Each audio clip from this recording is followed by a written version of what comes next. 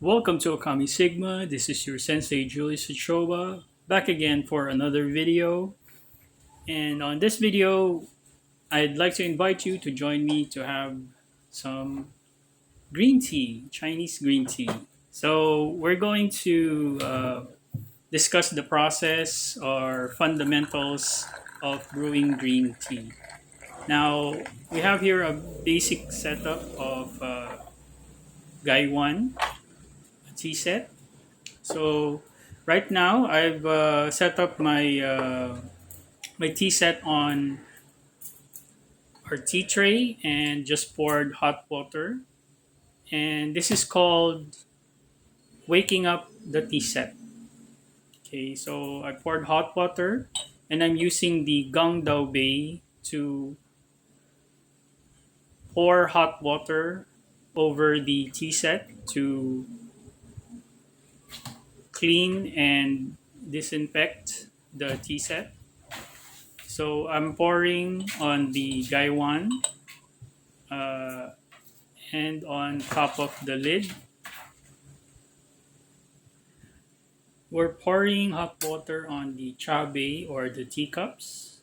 So the first pour is just a little amount at the bottom of the chabe or the teacups. And we're gonna pour that water on the teapots. Okay, so it's basically rinsing the teacups. Okay, so that's the first rinse.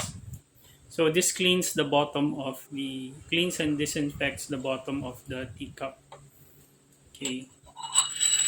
All right. Okay. So I'm cleaning the Gai 1.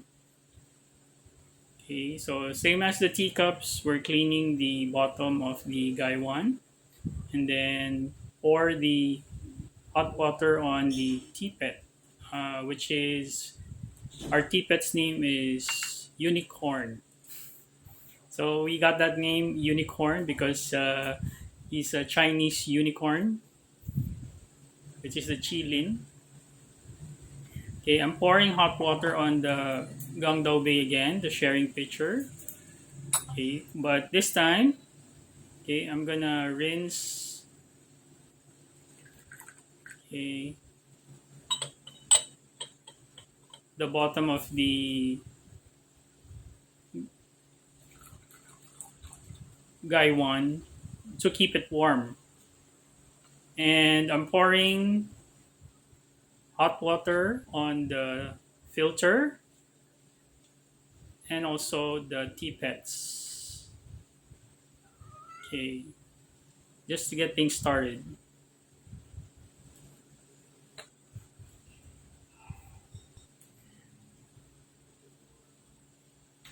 So I poured at the center cup and I'm starting to rinse with hot water the sides of the chabe or the teacups.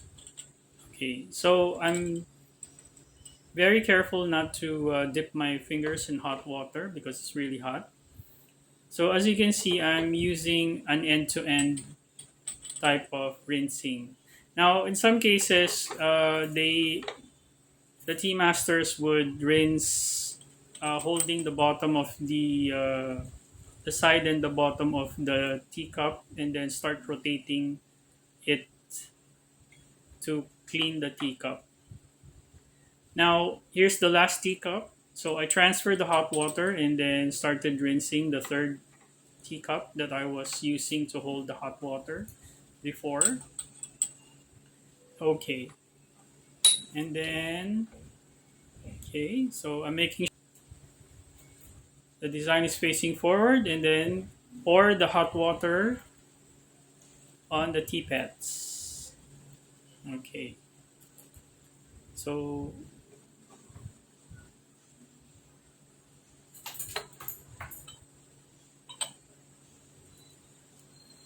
okay. Next I'm going to pour some of the hot water on the teacups again for the purpose of keeping it warm. Okay. So I got my tea towel on the side. So that's where I can clean the bottom of the teacups and the gongdobe and the gaiwan. So here we're gonna place on some Chinese green tea. So I'm using the spatula to get the green tea leaves and place it on the display ceramic display. So now, so this is where we can view and appreciate the tea leaves. Okay, and then exhale and smell the green tea. Okay, so we appreciate the fragrance of the green tea. Okay, okay, making sure that there's no water at the bottom. Okay, I'm emptying the gaiwan and also the teacups. So the hot water is just to keep the tea set warm. So we don't want to pour tea on a cold base. Okay. So now that we got the base dried, we're going to put the green tea into the gaiwan using the spatula. Okay, very gently.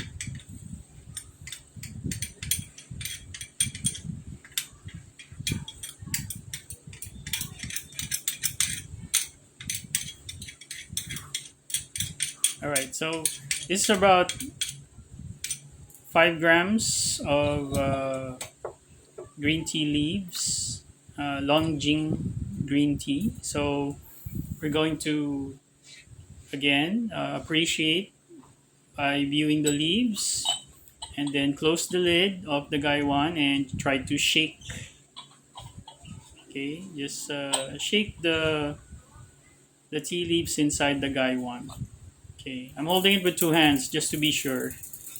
Okay, because I'm using a ceramic gaiwan, and then try to exhale and smell the green tea leaves. So there's a hint of a sweet note on the green tea leaves when you smell it, just to give you an idea. But it's best that you try it out for yourself.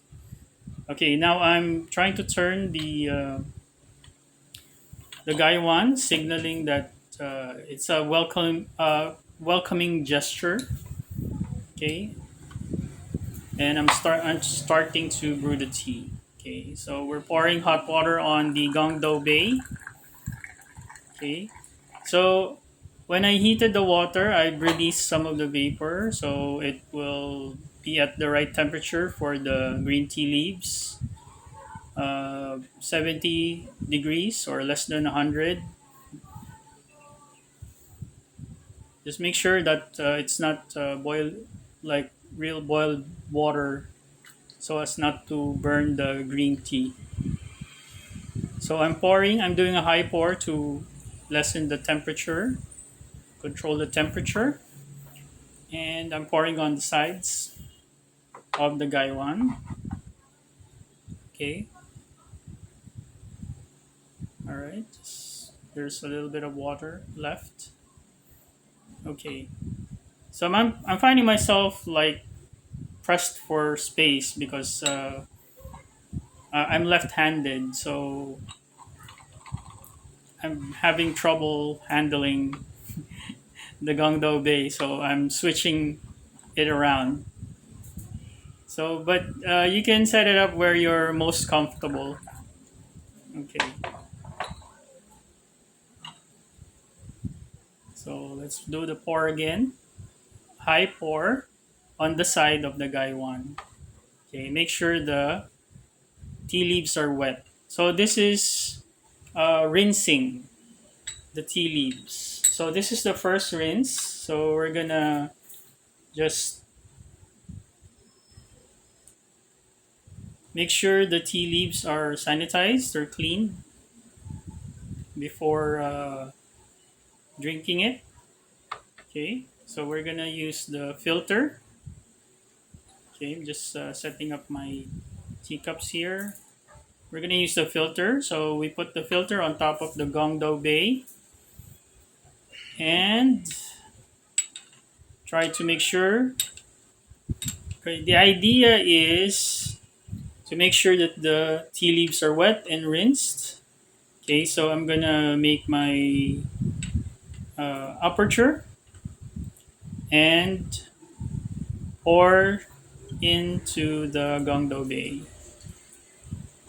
So this is the first rinse. So we don't normally drink the first rinse. It's just used to clean the leaves. So you can just dunk the water once the leaves are wet, and that's it. So we're not really brewing it yet. But basically, the first rinse would have a lot of the aroma and flavor attached to it. So we're going to need that to pour those elements into the cups. So I'm just making sure the leaves are inside the gaiwan and removing the filter. Next, you pour it onto the teacups. Okay. So if the water is too hot, so if the water is too hot, make sure to pour high. Okay. All right. So here we're going to smell. Okay. Again, exhale and then inhale. Okay. And then appreciate the color of the tea and pour it on to our teapot. So in this case, the tea might have a lot of particles. So you might see a lot of particles on the rinse portion of brewing. So that's okay. We're not going to drink that anyway. Okay. So just pour it on the teapots. All right.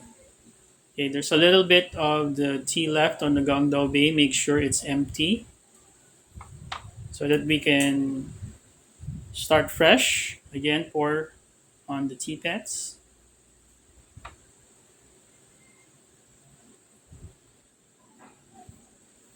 All right, so we're gonna pour all of that on the teapots. So that's the first drink that your tea drink that your teapots will have. And here we're gonna pour in water again. Since the water is hot, I'm doing a high pour,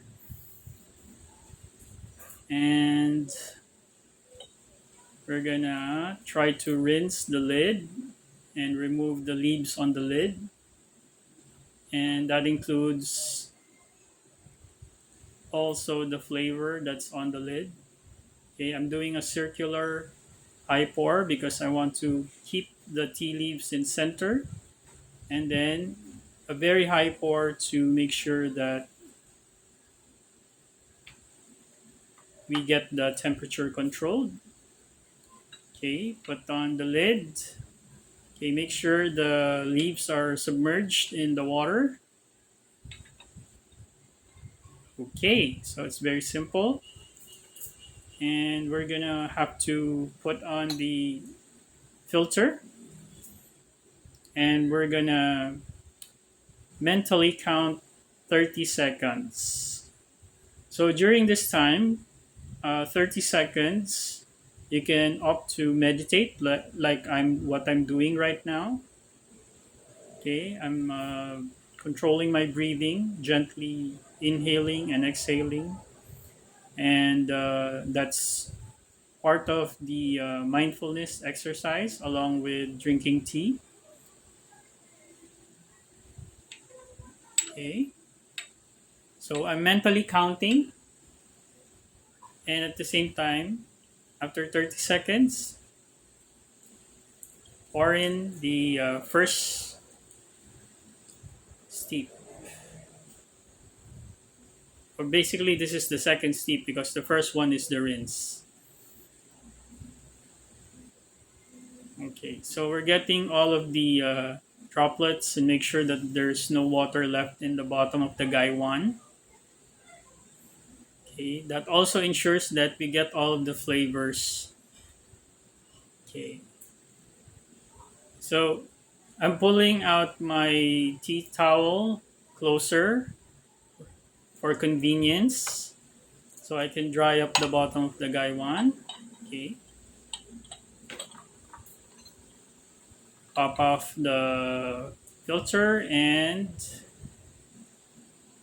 okay, clean the bottom of the Gangdao Bay and then pour the tea on the teacups.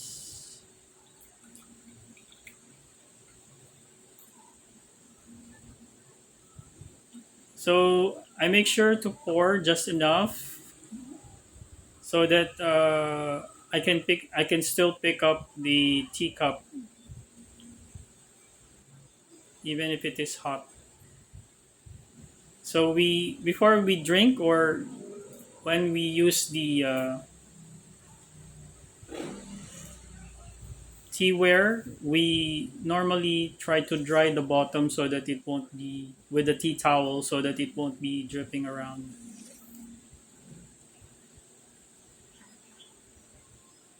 Even though we have the chapan, shui pan, or the tea tray, it's part of the etiquette to clean the bottom of the teaware that you're using.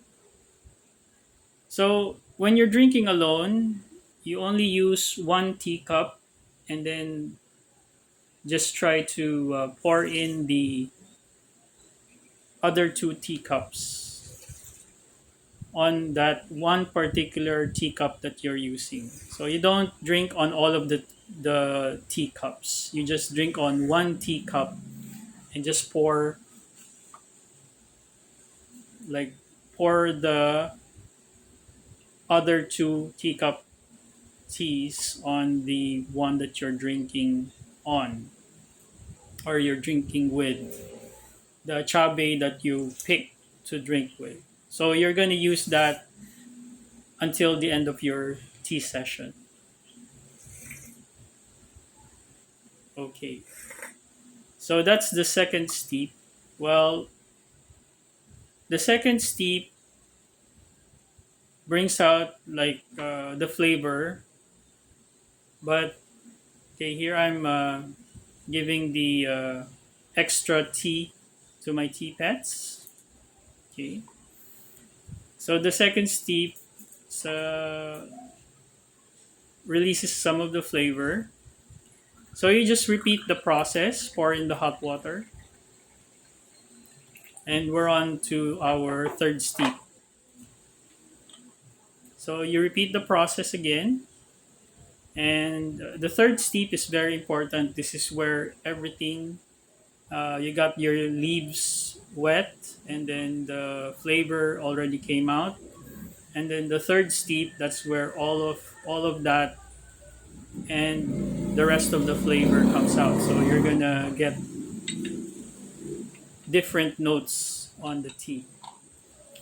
So with Longjing is very light tea. So it could be you'll have some sweet notes and sometimes uh, the taste changes during steeps. So you might have times wherein the taste kind of fades away, but on the succeeding steeps, you get hints of different notes on the succeeding steep. So that's where you know you kind of enjoy the different tastes on every steep. That's what makes Gong Fu Cha very interesting. So here again, I'm waiting, doing a little bit of meditation. Okay, I think my tea is ready. So on the third steep, you can really see all of the leaves opening up as compared to the second steep. If you look at the guy one, it looks like it's kind of full because the leaves have opened up. Okay. So if you notice, I'm pouring the tea a lot slower. Okay. It's because I want the flavor to be very sweet. We don't want to pour very fast because it might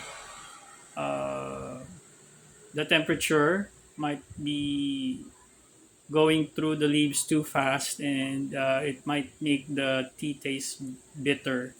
So slow pour means sweet tea. Okay. Um, on the first three steeps, the water is kind of hot, so it's you can see me a little bit struggle trying to hold the guy one because it's really hot. I mean, 80, 70, 90 degrees is still hot. Okay, but if you got your hot water ready on a thermostat, so you have to be mindful because the temperature fades as you go along with the steeps. Now, see, if you can see me here, I'm still doing a high pour because the temperature is still high. Okay, so you're trying to cool down the tea. Okay, so we have vapor, water vapor evaporating while in midair. Okay, so here's the third steep. So still enjoy the aroma and then the taste. So by this time, the tea color would be very, very clear, and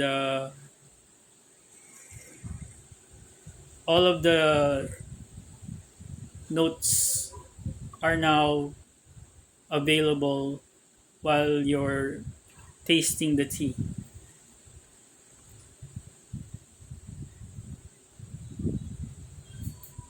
Another thing to remember is when you're drinking tea, so you can appreciate the color, okay, or smell the aroma, and then you can try to slurp the tea on the cup and try to slurp 3 times at least. Okay, not to drink it straight away. So we're not drinking gin or wine. It's tea. So tea is meant to be enjoyed by taste. So it's tea tasting. So try to slurp it and let the tea roll into your tongue and your mouth, and try to get to appreciate the hints and various notes of taste and flavor on each sip. So again, we give to our tea pets. So the hot tea that we pour on our tea pets brings the chi to these tea pets.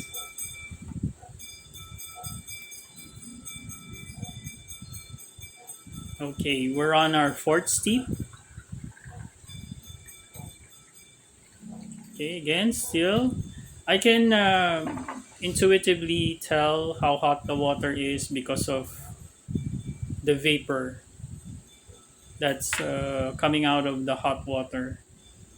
So if it's still smoking, then the temperature is still within about seven about 70 nine, 100 from 100 degrees to 70 degrees.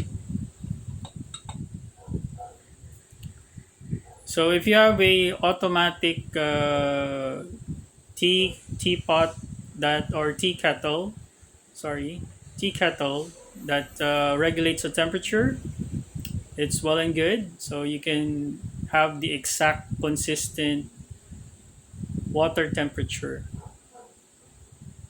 to make sure that your tea tastes good. All right. Now, again, meditate. Mindfulness exercise is very good and good practice. So it allows you to practice patience and also focus on what you're doing, and also you can appreciate the silence while you're drinking tea. Okay, and makes the ambiance very serene and peaceful and quiet. Well, you can drink tea in a. Okay, I live in a city, so it might be there might be some background sounds, some hustle and bustle outside, but because of the mindfulness exercise on while drinking tea, you get to have your own peace in spite of the external noise. So this is where the meditative part or the zen part of tea drinking comes in. So aside from the cultural the rituals of the tea culture, you get the you get to enjoy the tea and also the peace and quiet. Okay, still doing a high pour. That means the water is still very hot. Well, I'm still at my fourth steep, so that's pretty understandable. So it's up to you if you want. Just like me, I want to keep the tea going, but you can pause.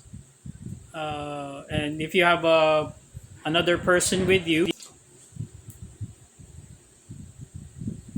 you can talk about a lot of things, but make sure the conversation is very light and the topic is very festive or something very substantial or that has meaning and substance. So that's a great way to get to know a friend over tea. Okay. So every time it became a habit of mine. Every time before I drink, I dry the bottom of the teacup so that to make sure there's no dripping water. Okay.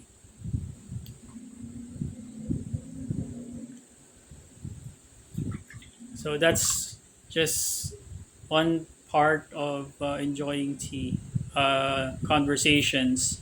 But since in my case I'm drinking by myself, so this is cultivating patience and also mindfulness and calm and peaceful, okay, environment. So it's one way to declutter your mind and clear your thoughts and just focus on brewing the tea. Okay.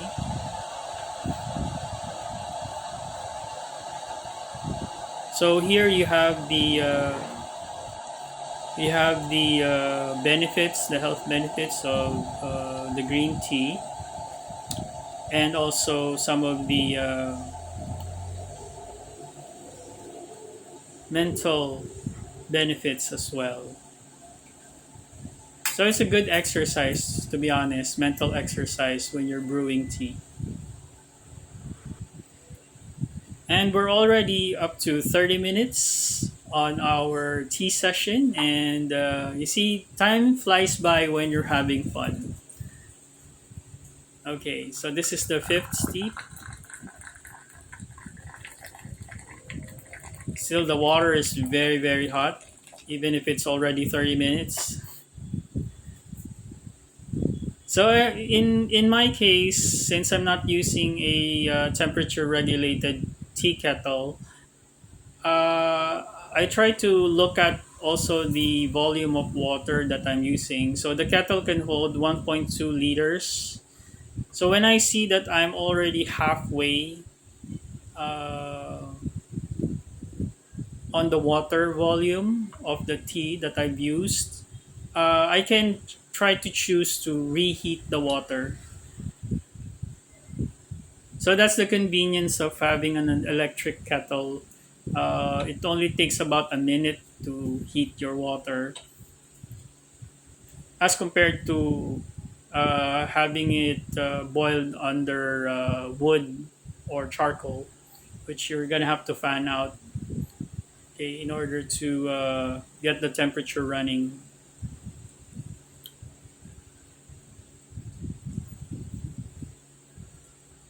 Okay, so high pour, and this really gives you a means to practice your focus and your patience.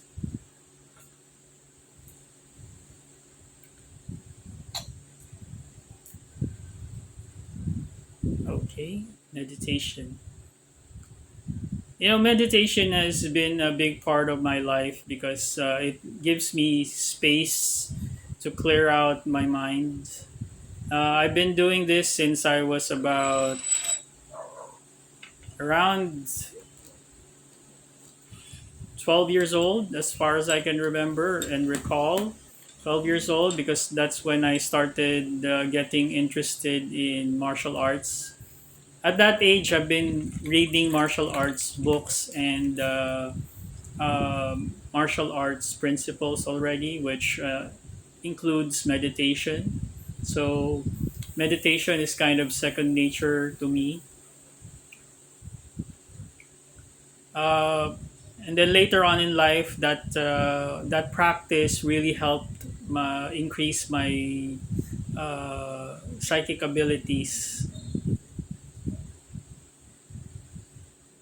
Well, mental faculties or cognitive abilities are usually developed in silence. So you have to do the work. And that's part of the benefits that I've gotten from meditation all throughout the years. A lot of people would think I would be like an introvert type of person, but they don't know that when I'm like locked in my room, I'm not brooding, I'm just meditating. I think the longest time that I meditated was about 2 weeks, just pure meditation all day and night. I think that was when I was going through a rough patch in my life, and I really need to clear my head. So meditation really helped me overcome some of those challenges during those challenging times.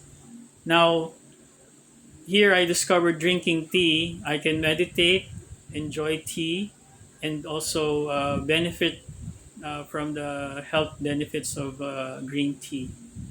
So not only am I improving uh,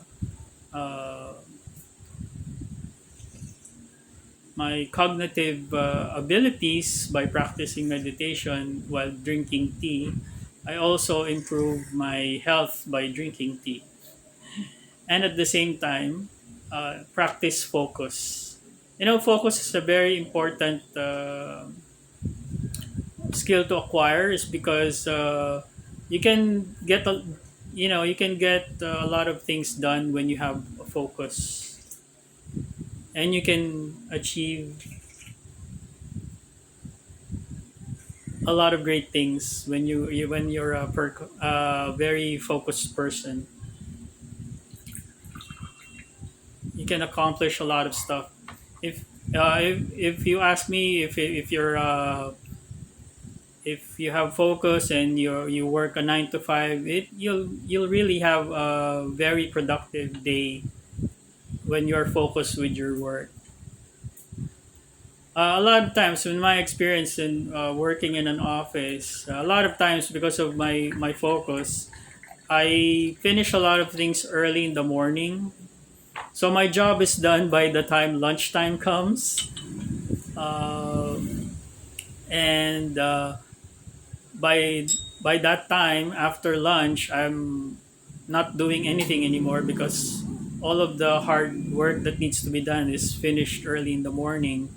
So I can tend to relax and enjoy my afternoons, uh, and just, you know, gracefully uh, punch out of my work, you know, as compared to a lot of the employees who,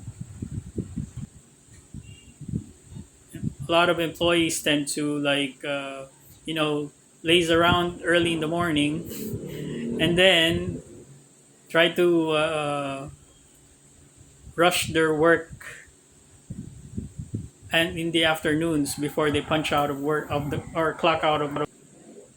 So normally the tendency is for workers to be rushed in the afternoon until they, you know, until they clock out, and then they wind up with unfinished work, and then and then they're gonna rush on to the next day and do the same thing again. Yeah, that's, I see a lot of those. I've worked for the corporate for, you know, about 20 plus years of my life. So I see a lot of those wherein there's not much productivity because employees, you know, are not trained with mindfulness exercises like I was, um, which, you know, kind of creeps into the rest of their life wherein everything is rushed. Another thing is, you know, sometimes they say that if you keep rushing and rushing, we're practically rushing to our end, which is not a good way to live. But anyways, going back to tea. So here we are.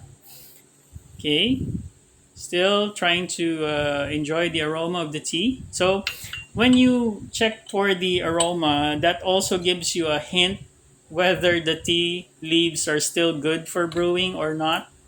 Um, in my case, if I can't detect any more flavor in the smell, and then the smell, for the case of the green tea leaf, uh, I would smell something like the leaves smell like river spinach.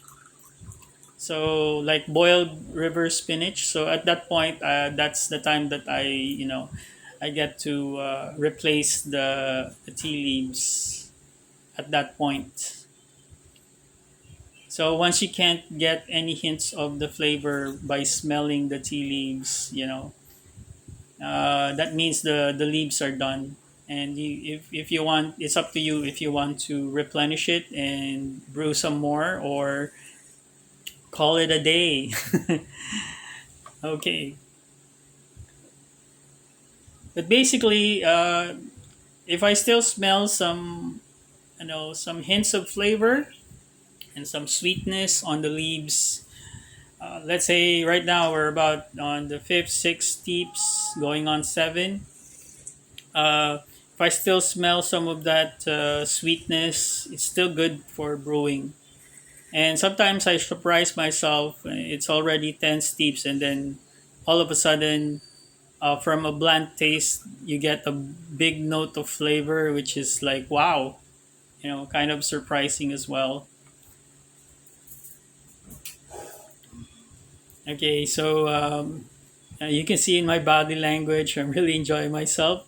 Those slight hint uh, of joy. Us males, when we enjoy ourselves, we're not really like frantic or flamboyant or jittery.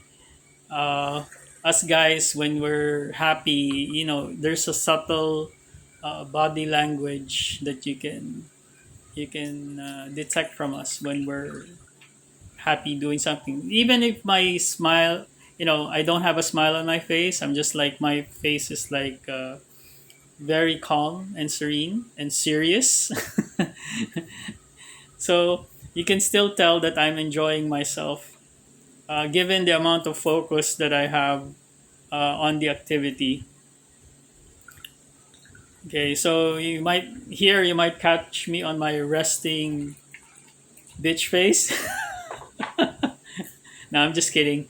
Anyway, so where are we? I think we're on the sixth or seventh steep already. Okay, so I think I reheated the water at this point. So I choose to reheat the water so that we can get more out of the flavor in the tea leaves. So the idea is to infuse the leaves with water so it can push out all the nutrients and the flavor out of the tea leaves. So the water comes in and pushes out all that flavor and then replaces the space where those flavors are in. And then that way the leaves expand at the same time while all of that process is happening inside that guy one. Okay. By the way, I'm using the smallest guy one, I think. But you can get a bigger guy one for bigger servings. I think this capacity is good. This set comes with 10 cups, so its capacity is to serve 10 people. But there are bigger guy ones that can serve more, or serve using a bigger teacup.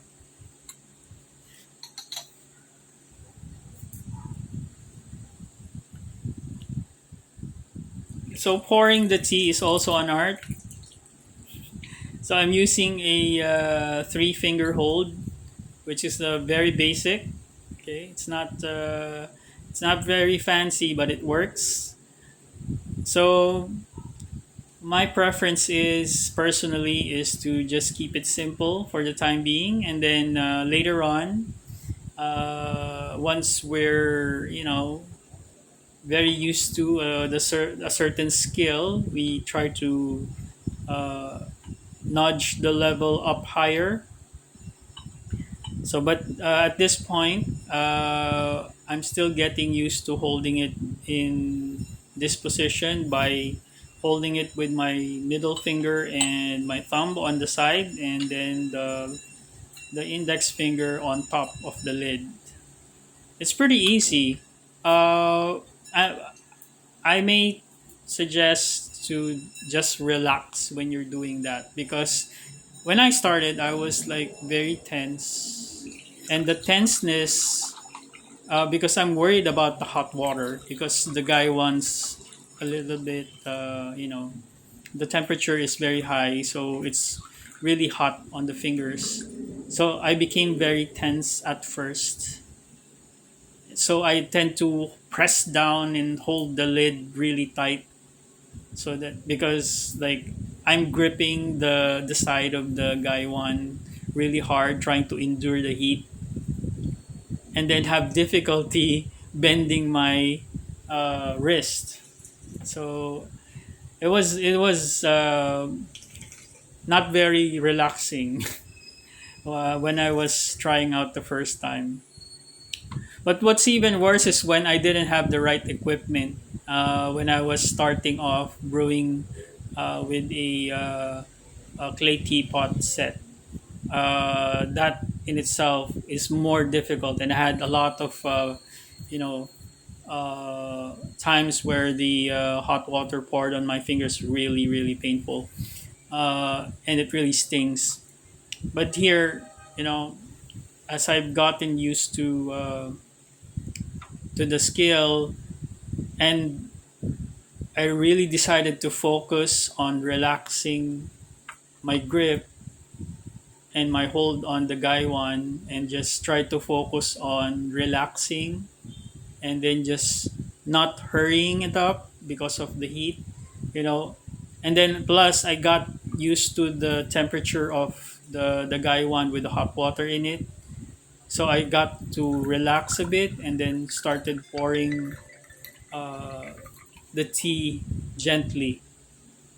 Okay. And you know, it works. So the trick is really just being relaxed and allow your wrist to bend gracefully and then twist towards yourself. So that's the really, really, really basic way of doing it. Okay. So if you have big hands, get big guy one. If you have small hands, get small guy one. Or if that's for the grip to get to be more comfortable based on what on your preference and your the amount of people that you're serving. Okay,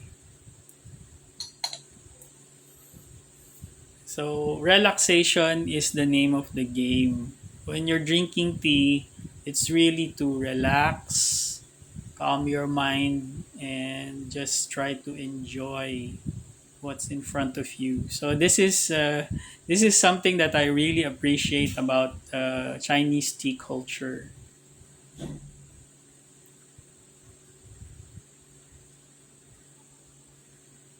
So another thing you need to remember is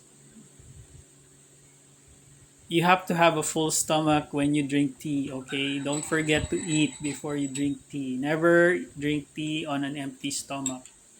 Okay, so you have to remember that tea also has a slightly slightly substantial amount of caffeine. Okay, you don't want to have uh, stomach pains. I think the substance also is theanine. It's called theanine, and that might cause you some discomfort if you drink tea on an empty stomach. So it's best to drink tea in a let's say with full stomach. Drink it an hour or 30 to 45 minutes after eating.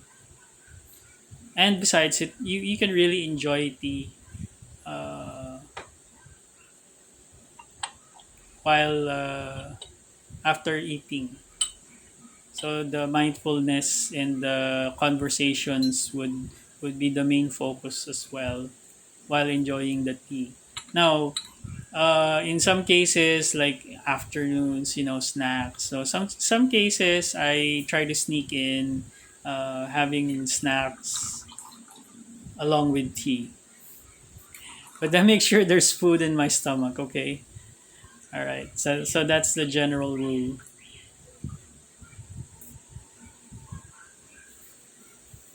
Okay. All right. Look at me. I'm very serious. Yeah, serious.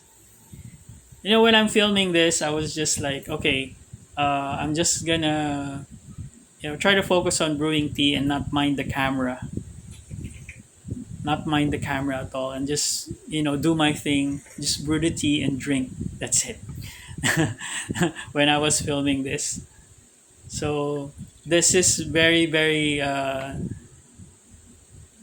natural, very raw, okay, very authentic, real me drinking tea. Okay, all right. So that's just the way it is. Just try to enjoy yourself.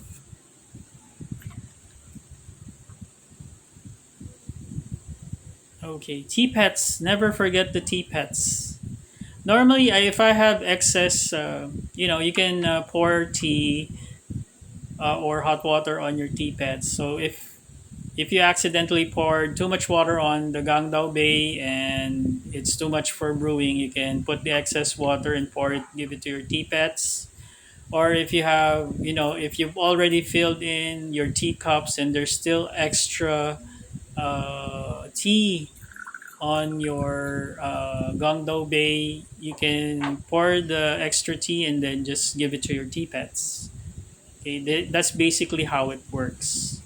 So the chi on the tea is the concept of energy in the Chinese culture. So when you pour hot water, there's chi. When you brew the tea, there's chi, and all of that combined, the tea drink itself, there is chi. So you pour in, you drink the energy, the chi energy, and you take the energy into your body and also pour the chi energy onto your teapets.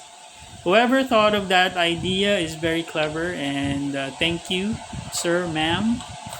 Whoever thought of that, the teapet uh, ceremony, or the using teapets to pour the tea in.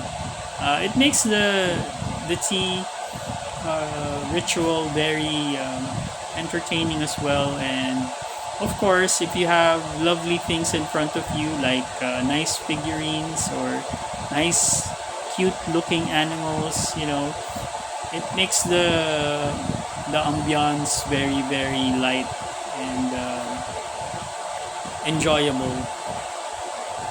To tell you honestly, unicorn or teapet, okay, unicorn was green, was light green when we got him. Now he's about turning red because of all of the tea that he drank. Now, if you're asking about my tea pets, they are mythical Chinese Chinese mythical creatures. Okay, they're all made out of. Okay, unicorn is made out of stone, and then the rest of the tea pets are made out of copper and brass. Okay, you can find them in. You can buy them online for a few bucks. Okay, it doesn't cost an arm and a leg. They're great ornaments. They're the basic purpose of these uh, copper tea pets. I mean, is for just living room display or office table display. But I found a good purpose for them. Sometimes they use them as a keychain. But I realized that they would make a great tea pet, especially if you group them together. Okay. So if you look at my tea pets, they're actually aligned with my home. This is a little secret I want to share. They're actually aligned with my home. So if you look at where the dragon is, that's the east position. You look at where the phoenix is, that's the south position. You look at where the tiger is, that's the west position. And if you look at the dragon turtle, that's the north position. And the center is the tortoise, that's the center position. And all the other directions are guarded by a bisho and a lion dog, a pair of those. So that's when you have when you're a tea drinker, Chinese tea drinker, and then also a feng shui enthusiast. So you can really get creative.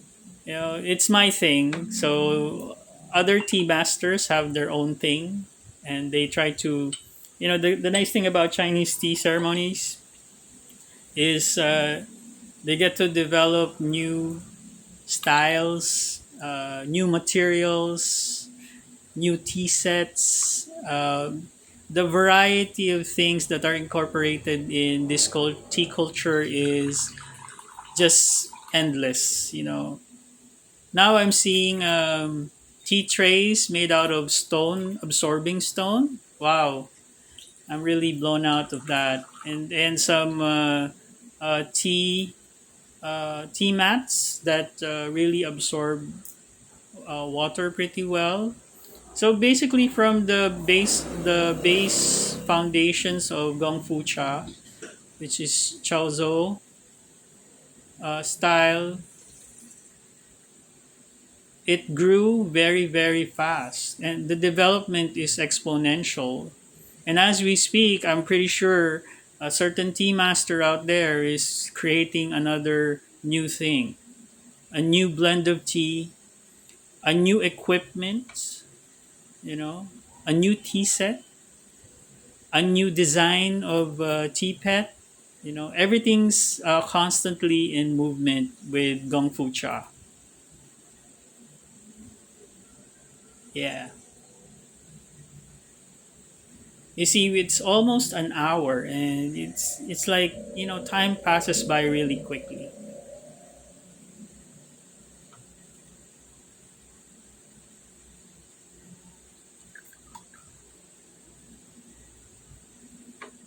So if you notice, I haven't changed my tea leaves yet, even if it's already an hour that has passed drinking. Primarily because I I got two scoops, so I'll probably have about one scoop is 5 grams, so that's probably around 10 grams of tea leaves. But my that's just me, because I want to have my tea full of flavor. But the idea is to have very few tea leaves in the guy one, just enough to cover the bottom, so that there's room for the tea leaves to expand. So, uh, but in my case, I put extra so that I can enjoy the flavors longer and keep it in one session. So one set of tea leaves for one session. Okay, and then just try to reheat my hot water to maintain the temperature.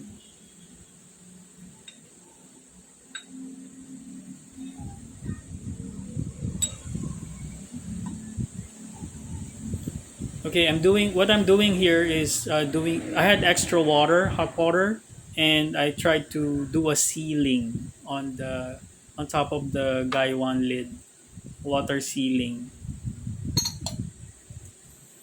so that it would be airtight. Okay, inside the Gaiwan, it's gonna be filled with water. So as you can see, it's already late in the afternoon. So the sun, that's natural light, by the way. I am not using any uh, flash or any kind of artificial light. This is just afternoon light. Okay, going down to sunset. By this time, it's already about 5 p.m. going to 6, around 5:30 in the afternoon. Okay. So since I reheated my water, so you can still catch me pouring high to regulate the temperature. Okay, but if my let's say I'm on the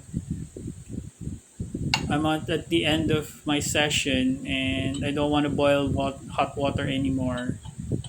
That's when I pour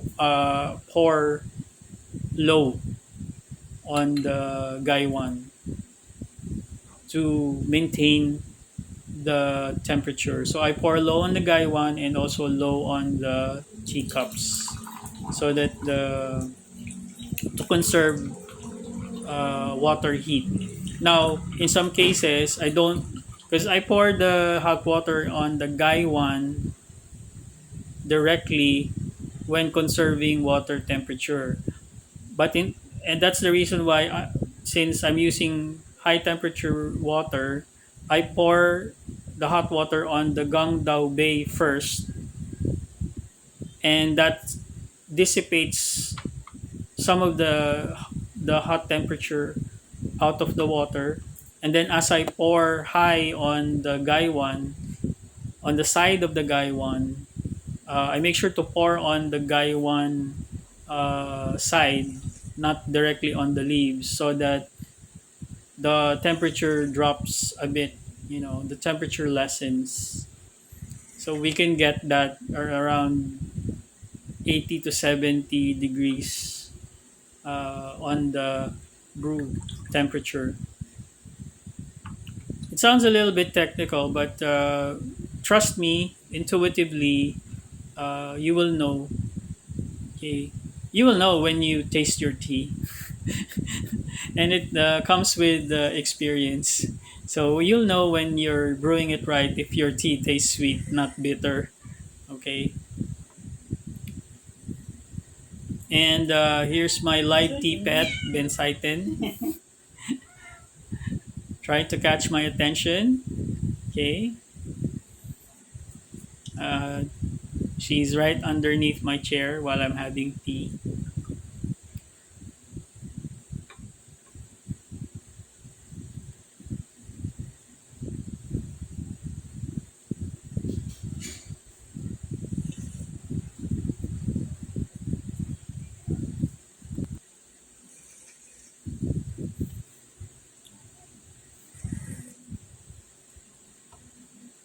So you don't drink the tea straight up. You just try to slurp it 3 times. Okay. All right. Let's rinse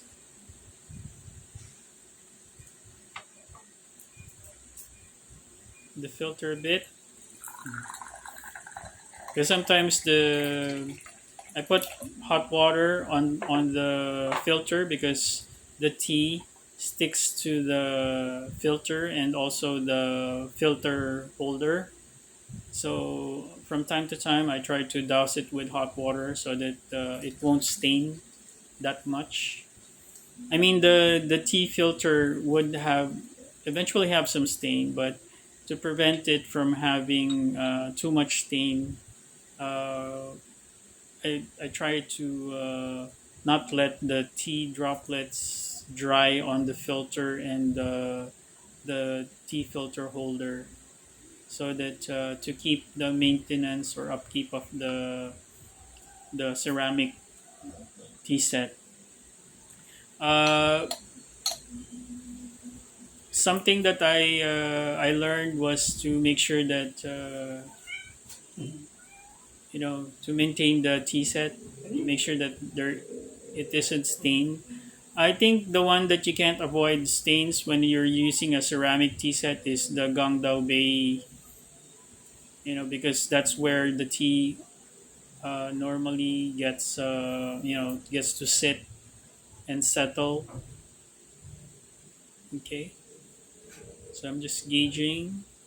Okay, I think you can tell that I'm really counting at this point. Silent counting. You gotta learn that.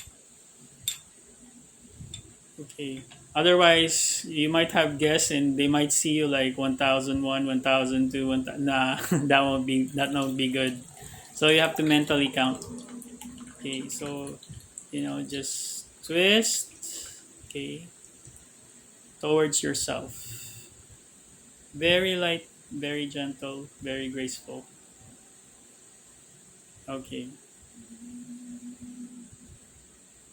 So try to get everything out, every single drop out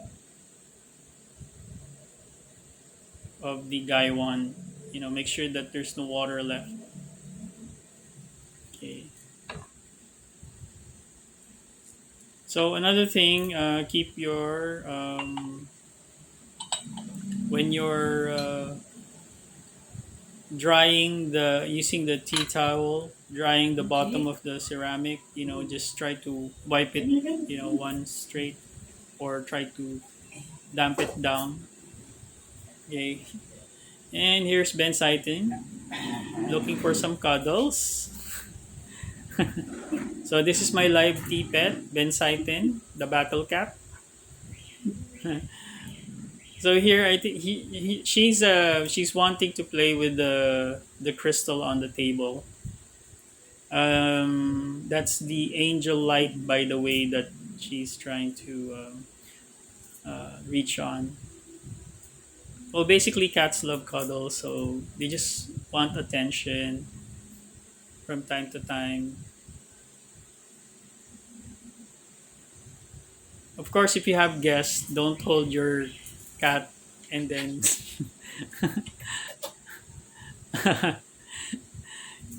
she's being cute. Yeah. Okay, time to let it go.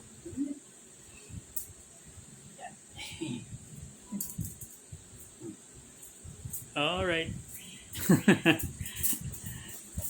Okay, furry little friend. Okay, going back to brewing tea.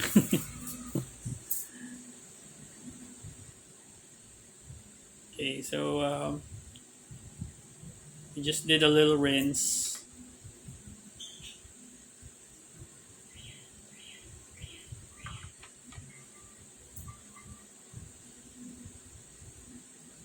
So keep, rinsing it prevents the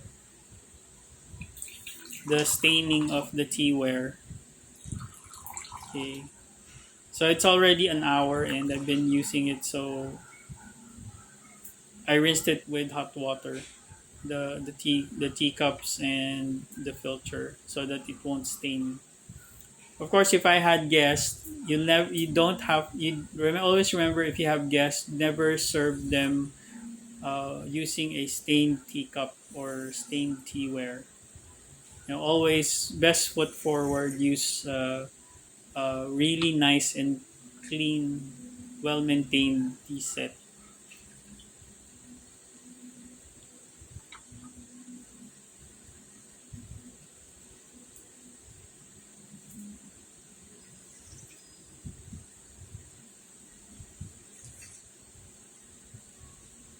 Okay, so here I'm getting some notes at this point. Still getting some notes. So yeah, okay.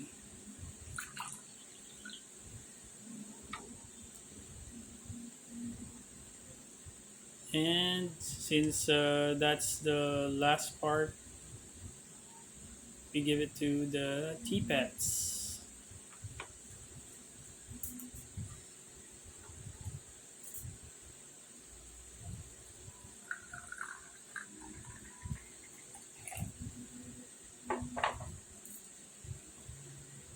Okay, we're up for a couple of more brews. Okay, brewing. So I'm on a low pour because I'm conserving temperature. Okay. Apparently, it still has some heat in it, so it's okay.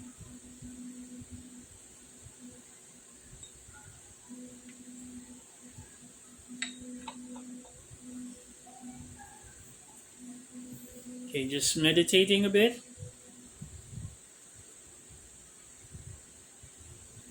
So if you count the number of meditation every time you wait for the tea to brew, and you'll find yourself meditating for almost 1 hour and a half, almost an hour, to say the least.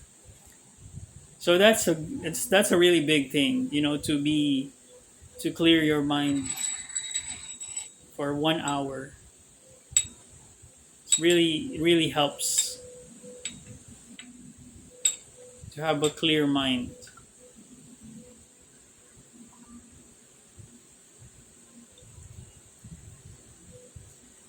Okay, had a little bit trouble there. Uh-huh. Okay, sometimes the lid slips and your aperture, or the gap between the lid and the gaiwan, closes up, so you need to readjust. Or sometimes it's too open. So that's one way of controlling the flow of water as well, is the aperture or the gap between the lid and the opening between the lid and the gaiwan. So that would signify how the how the water would go, if the water flows freely or too soon or too late. that's one of the things that you would consider. Um, Trying to get a sense of the flavor.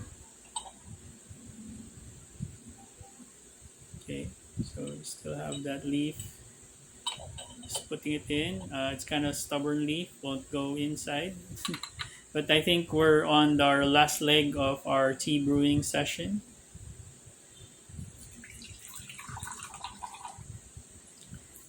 Practicing pouring is also a skill,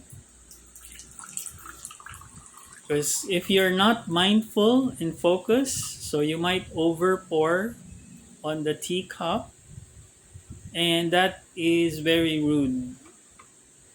It's very disrespectful to over pour on one teacup. It has to be the right amount of tea inside the teacup. That's because you have to leave room for the guest or the person drinking with you to be able to hold the tea. Remember, the tea is very hot, so you have to be mindful of the amount of tea that you're pouring. So that's where the skill also comes in.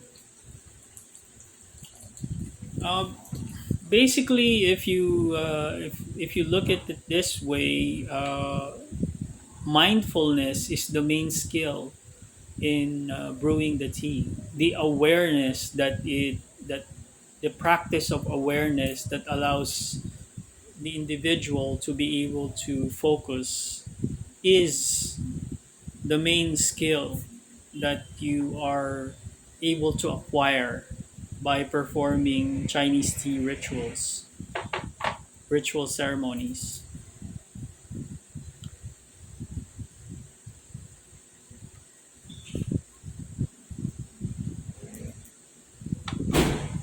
Okay, so we had some.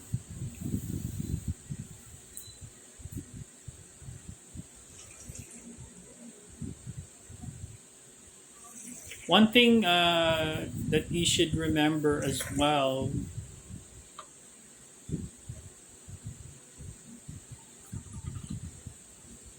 is being mindful of yourself as a host and your guest, and vice versa.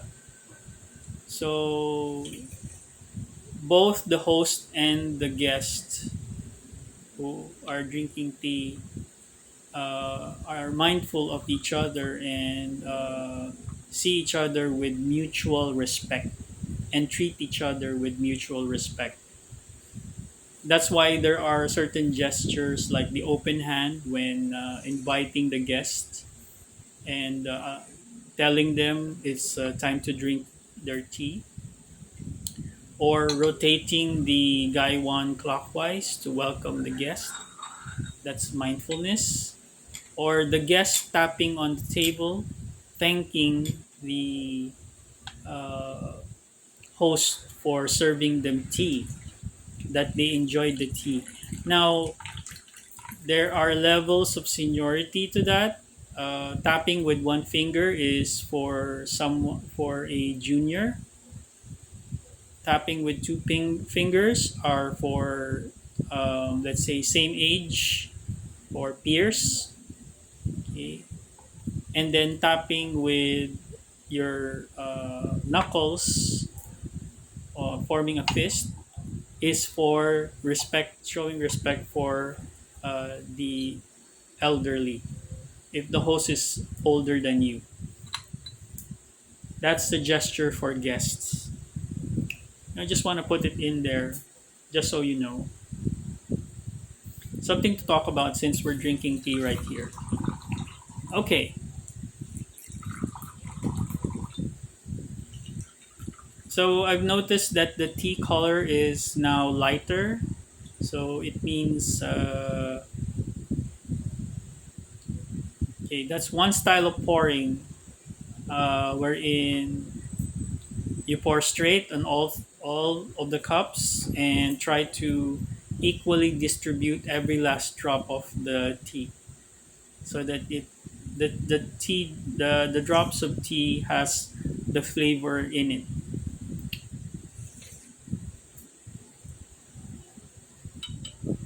Okay, just checking on the tea leaves.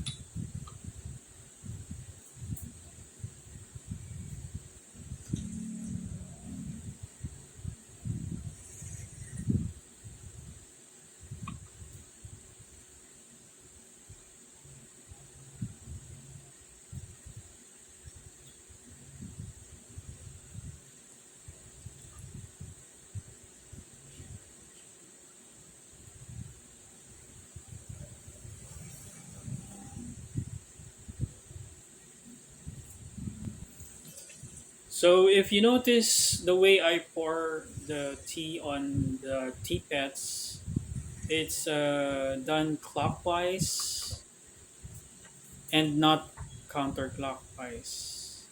That's because clockwise circular movement promotes positive energy. Okay, so that's part of my very own tea ritual, and also pouring on certain directions, certain auspicious directions, especially the four cardinal directions. Forming a cross section is also auspicious. So that's a sign of harmony and stability. Just so you know, if you're curious, why I'm pouring the way I'm pouring. It's something that I learned in Western magic and then also Feng Shui. So I incorporated that in my tea ritual so that, of course, it's added creativity and also positive energy to my tea drinking session. Okay, so I think we're on our last leg, and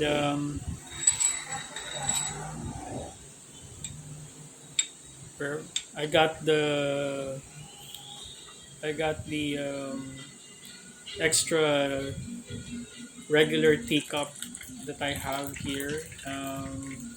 I'm getting ready to put the tea set to sleep because the tea leaves have already ran out of flavor. Okay, so I suppose this would be my last steep.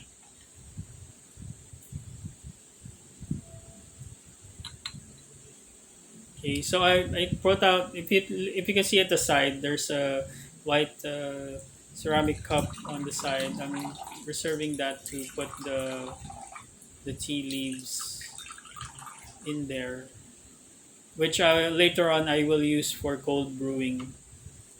So whatever's left in that tea leaf, I can still extract that by soaking the leaves in water, hot water, and then just letting it cool down. That's basically the last brew. But the final brew, of course, I can either choose to just drink the final brew and then throw away the leaves, or I can use it for dinner and then add it to my dish, in any of my dish, because you can eat the tea leaves. Just so you know.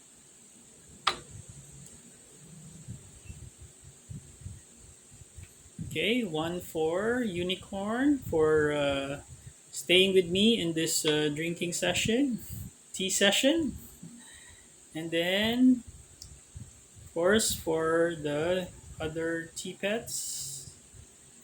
Okay, just bring in that positive chi.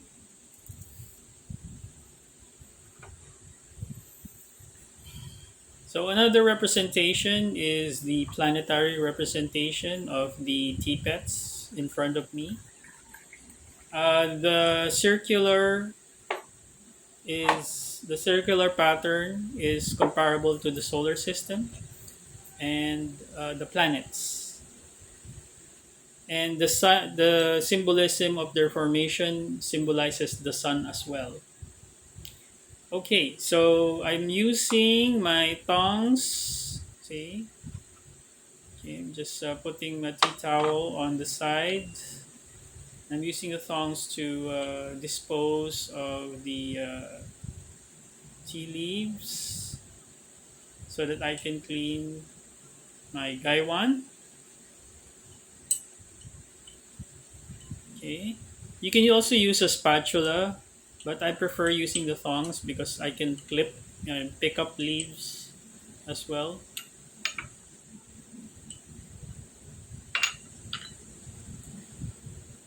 Okay, I'm trying to rinse down some of the tea leaves.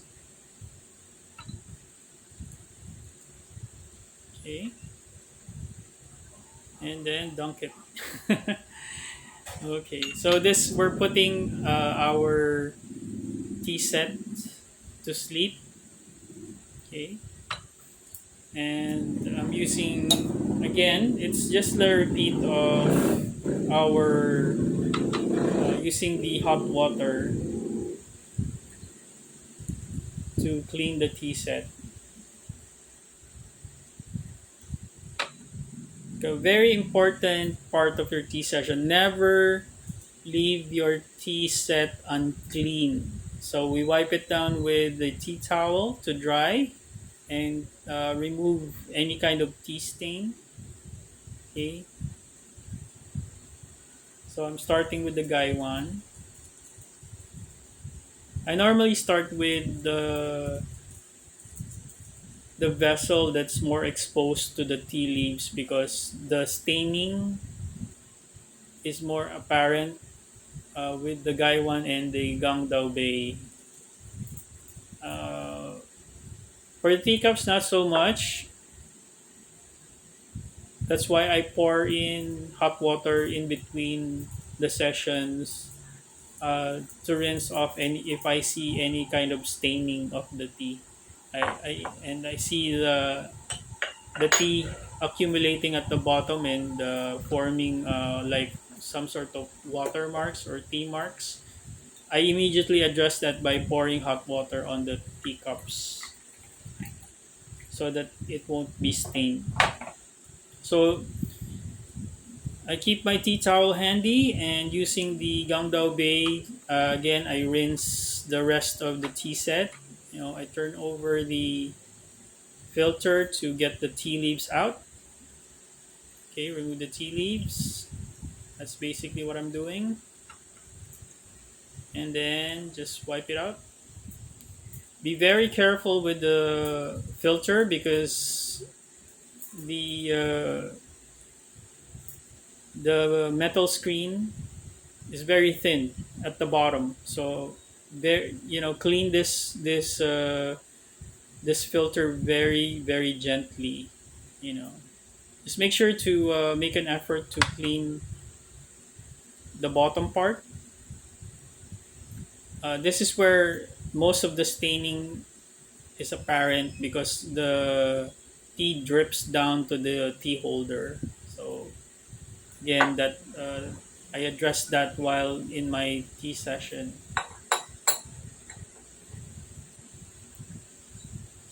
Okay, so I'm also cleaning the tea holder, making sure there's no leaves left behind. Because if I'm gonna be brewing a different type of tea, we don't want some, you know, old tea leaves uh, mixing in, and then as well as of course being hygienic. You don't want tea leaves to be sitting around your teaware uh, because you know pests might try to nibble on it. So it's important to clean everything. So I'm cleaning the lid. Again, this is also prone to staining, especially the sides of the lid. I often see a lot of tea accumulation, tea particle accumulation on the side. So I'm very particular on that. Okay, and wipe it dry so that it's easy to store. Normally, after cleaning, you would either put it on a tea display, if you have a tea display like a cabinet or a rack. A tea set display would be good. But in my case, I have my daughter got me a box where I can put my tea set, so I put it in the box. Before I just put it, display it right in the open, but I noticed that it's accumulating dust and cat fur. So, just to be hygienic, I try to store. Since I have a cat, we have a cat at home, which sometimes shed fur, and I notice it getting on the tea set. And every time we use the tea set, it's hard to wake up the tea set with all the fur on the teacup. So I decided to keep my tea set in a box. Okay. Not on its original box because when it was shipped here from China, it came in a styrofoam type of packaging in order to safely ship the teaware. So we didn't really have the box, but my daughter was lucky enough to get a box I can use to store my tea set. The tea set looks like a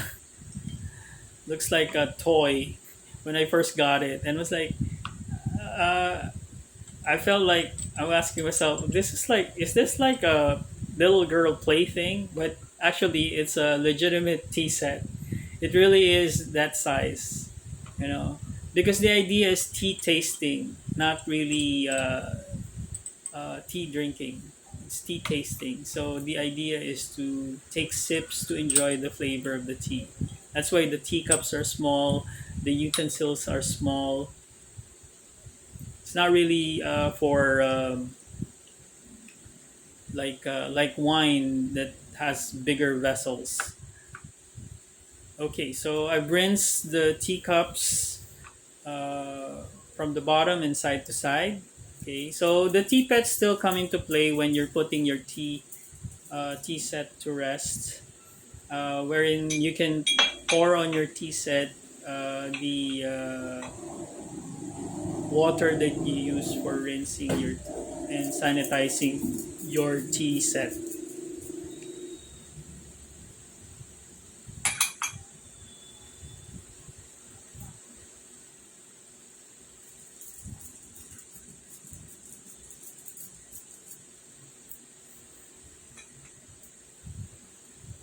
Okay, last but not the least, the Gangdao Bay still has hot water in it.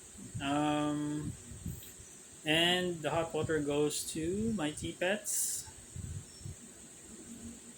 There you go.